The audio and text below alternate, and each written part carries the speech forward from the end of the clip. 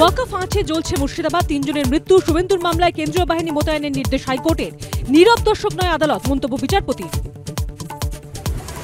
মুর্শিদাবাদে কেন্দ্রীয় বাহিনী মোতায়েনের নির্দেশ হাইকোর্টের, শান্তি ফিরিয়ে আনাই মূল লক্ষ্য, মন্তব্য বিচারপতির। বৃহস্পতিবার পর্যন্ত বহাল অন্তর্বর্তী নির্দেশ, কেন্দ্রের রিপোর্ট তলব।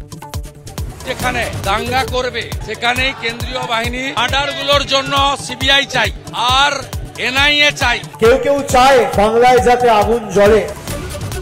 জ্বলছে মুর্শিদাবাদ, শামশেরগঞ্জে পৌঁছলেন ডিজি। হিংসা বরদাস্ত নয়, কড়া বার্তা রাজীব কুমারের। There is no way any kind of violence can be allowed. ওয়াকফ আইনকে সমর্থন করি না, রাজ্যে এই আইন লাগু হবে না। ধর্মের নামে কোনো অধার্মিক আচরণ করবেন না, শান্ত ও সংযত থাকুন, বার্তা মুখ্যমন্ত্রী।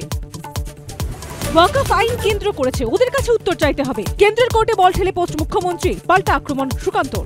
তৃণমূল কংগ্রেসের একজন নেতা ওয়াকফ সম্পত্তি দখল করে আছে। চাকরি বাতিল কাণ্ডে তুঙ্গে চাপানুতো। এই রায়ের মাধ্যমে ভারতীয় জনতা পার্টির বৈমাতৃসুলভ আচরণ প্রতিফলন আমরা দেখতে পেয়েছি। নোংরা রাজনীতি বন্ধ হওয়া উচিত।